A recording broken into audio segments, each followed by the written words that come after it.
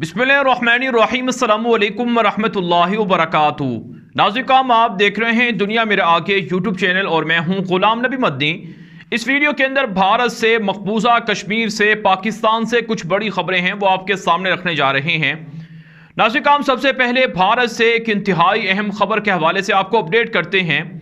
भारत के अंदर अफगानिस्तान के हवाले से नेशनल सिक्योरिटी एडवाइजर्स की एक मीटिंग हुई थी 10 नवंबर को, और इस मीटिंग के अंदर अफगानिस्तान के मसले को डिस्कस किया गया था। और इस मीटिंग को इसलिए बुलाया गया था भारत की जानिब से ताकि अफगानिस्तान के अंदर भारत को भी कोई ना कोई रोल दिया जाए, भारत को भी किसी न किसी तरह से शामिल किया जाए। आप जानते हैं अफगानिस्तान के अंदर तालिबान की इस्लामी इमारत को 3 माह हो चुके हैं। इन 3 महीनों के अंदर तालिबान का भारत के साथ कोई बाकायदा राबता नहीं हुआ है और ना ही तालिबान ने भारत के किसी ऑफिशियल से फ़ोन पर बातचीत की है, सिवाय एक मुलाकात के जो दोहा कतर के अंदर है। शेर मोहम्मद अब्बास तंगज़ई जो तालिबान के नायब वज़ीर ख़ारजा हैं, उनसे मुलाकात की गई थी, वहाँ के जो भारत के सफारतकार हैं उनकी। इसके अलावा कोई मुलाकात नहीं हुई। नाज़रीन, ये जो मीटिंग हुई है भारत के अंदर दारुल हुकूमत दिल्ली में, इसमें 8 मुल्क शरीक हुए हैं जो खित्ते के पड़ोसी ममालिक हैं, अफ़गानिस्तान के पड़ोसी ममालिक हैं। और इन 8 ममालिक के अलावा मज़ीद 3 मुल्कों को भी दावत दी गई थी, जिसमें पाकिस्तान था, चाइना था और अफ़गानिस्तान। ना तो अफ़गान तालिबान शरीक हुए और ना ही पाकिस्तान ने शिरकत की और ना ही चाइना की जानिब से कोई मंदूब इस मीटिंग का हिस्सा बना।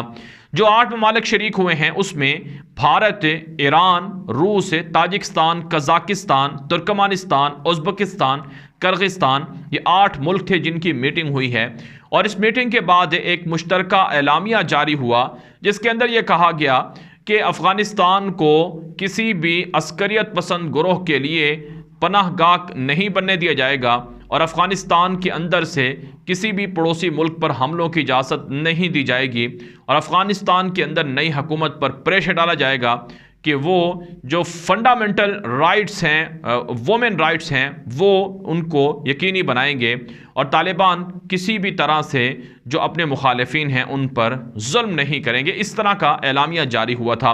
नाज़रीन, इस मीटिंग की नाकामी का अंदाज़ा आप इससे लगाइए कि एक तरफ से भारत की अंदर जो ये मीटिंग हुई है इसका मुश्तरका एलामिया जारी होता है, दूसरी तरफ से भारत के इस मीटिंग का हिस्सा बनने वाले रूस के जो नेशनल सिक्योरिटी एडवाइज़र हैं वो अपना एलामिया और अपना बयानिया जारी करते हैं। यानी इस मीटिंग के बाद 2 एलामिया जारी हुए हैं, एक भारत की जानिब से जारी हुआ है, दूसरा रशिया की जानिब से जारी हुआ है। गोया के रूस ने भारत के मुंह पर तमाचा दे मारा है कि जो बातें आप कर रहे हो अफगानिस्तान के हवाले से वो हमारा मौक़िफ़ नहीं है। यही वजह है नाज़रीन, इस बयान के यानी रूस के जानिब से जो अलहदा बयान जारी हुआ है इसके सामने आने के बाद भारत के अंदर होने वाली इस मीटिंग को नाकामी से दो चार होना पड़ा है। भारत के मीडिया पर चीखो पुकार जारी है कि दरअसल रूस भी भारत के खिलाफ हो गया है, रूस भी पाकिस्तान के ब्लॉक में चला गया है और रूस भी तालिबान के ब्लॉक में चला गया है। नाज़रीन, इसमें कोई शक नहीं है कि 4 मुल्कों का ब्लॉक है वो इस वक्त खित्ते का मजबूत तरीन ब्लॉक है, जिसके अंदर पाकिस्तान है, चाइना है, रशिया है और अफ़गानिस्तान है। ये 4 मुल्क हैं जो एक ब्लॉक का हिस्सा हैं। भारत के साथ रूस के ताल्लुकात मजबूरी की बिना पर हैं।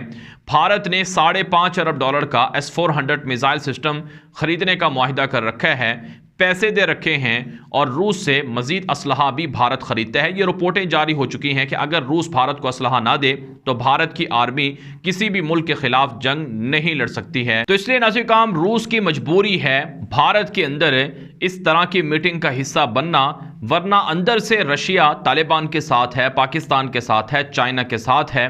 तो ये भारत के लिए एक बड़ी रुसवाई है, एक बड़ी सुबकी है कि रूस ने उनके मुंह पर तमाचा दे मारा है। उन्होंने अलहदा एलामिया जारी किया और मुश्तरका एलामिया की हिमायत नहीं की। और यही वो मौक़िफ़ है जो हम आपको पहले बता चुके हैं कि भारत का अफगानिस्तान के अंदर कोई रोल नहीं है। भारत ने पिछले 20 साल अमेरिका का, यूरोप का साथ देकर अफगानिस्तान के अंदर खून रेजी की है। इसलिए अफगान तालिबान और अफगान अवाम चाहते हैं कि भारत आइंदा अफगानिस्तान के अंदर इस तरह का रोल प्ले ना कर सके। इसी वजह से भारत के साथ तालिबान के कोई राबते अब तक नहीं हो सके हैं। भारत नाज़रीन, हम एक और ख़बर आपके सामने रखते हैं। ये खबर है भारत और चीन के बाहमी ताल्लुकात के हवाले से। चाइना भारत के लिए सबसे बड़ा सिक्योरिटी थ्रेट बन चुका है। चाइना के खिलाफ लड़ाई के लिए भारत को सबसे ज़्यादा तैयारी करना होगी। ये कहा गया है भारत के जो डिफेंस के इदारों के सरबराह हैं, जनरल बिपिन रावत, जो साबिक भारतीय आर्मी चीफ भी हैं, उनका ये बयान नशर हो रहा है भारत के मीडिया पर कि चाइना भारत के लिए सबसे बड़ा सिक्योरिटी थ्रेट है। सबसे बड़ा ख़तरा भारत को अगर किसी मुल्क से है तो वो चाइना है, ना कि पाकिस्तान।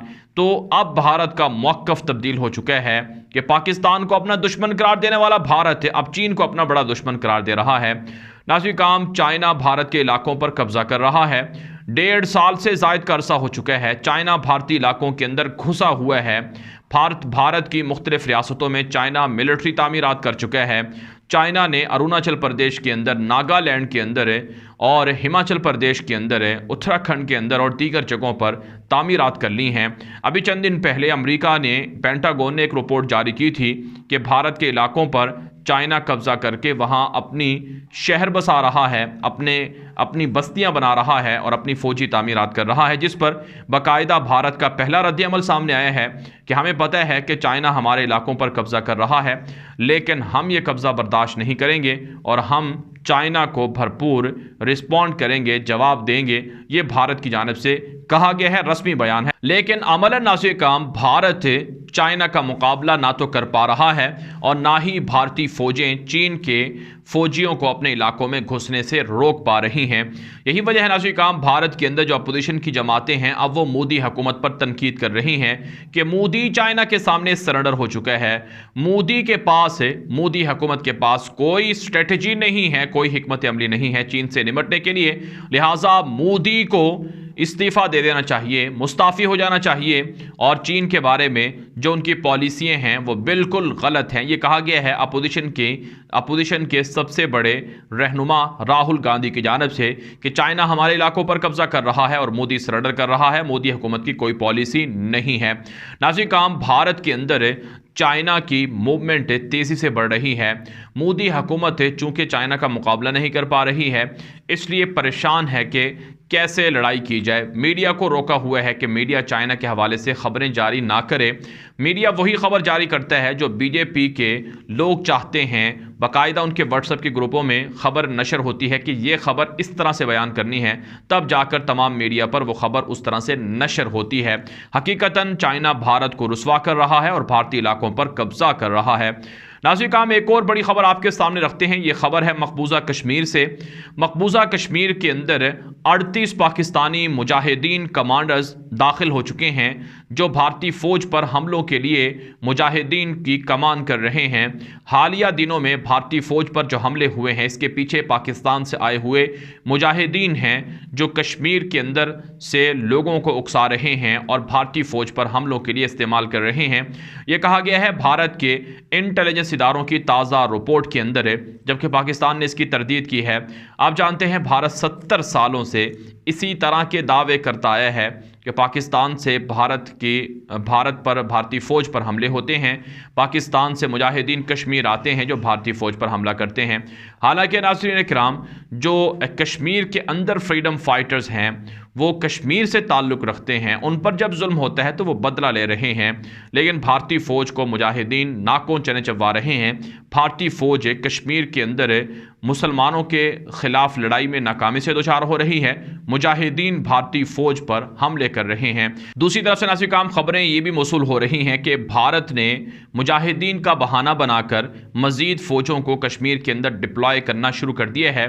भारत ने BSF जो बॉर्डर सिक्योरिटी फोर्सेस हैं उनकी तैनाती करने का 14 साल के बाद फैसला किया है और इसी तरह से भारत ने पैरामिलिट्री फोर्सेस में और रिज़र्व फोर्सेस में भी इजाफा कर दिया है ताकि कश्मीरी मुसलमानों पर कश्मीर के अंदर रहना तंग कर दिया जाए और उनको गिरफ्तार किया जाए, उनको मारा पीटा जाए, तो ये कश्मीर के अंदर भारत की दरिंदगी है जिसके खिलाफ पूरी दुनिया को उठ खड़े होना चाहिए। और इंशाअल्लाह अफगानिस्तान की आज़ादी के बाद अब कश्मीर की आज़ादी भी करीब है। मुजाहिदीन इसके लिए अपनी तैयारियां और अपने हमले तेज़ किए हुए हैं। नाज़रीन, ये वीडियो दोस्तों के साथ व्हाट्सएप पर, फेसबुक पर, ट्विटर पर, इंस्टाग्राम पर, हर जगह पर शेयर करें ताकि लोगों को मालूमात मिले, लोगों को हक़ाइक़ मिले, लोग झूठ से, प्रोपेगेंडे से बच सके। अपनी राय कमेंट के जरिए से, व्हाट्सएप के जरिए से दिया करें। आपके राह की रोशनी में वीडियोस को मज़ीद अच्छा और बेहतर बनाया जाता है। अब तक के लिए इतना ही इजाज़त दीजिए। अस्सलामु अलैकुम व रहमतुल्लाहि व बरकातुहू।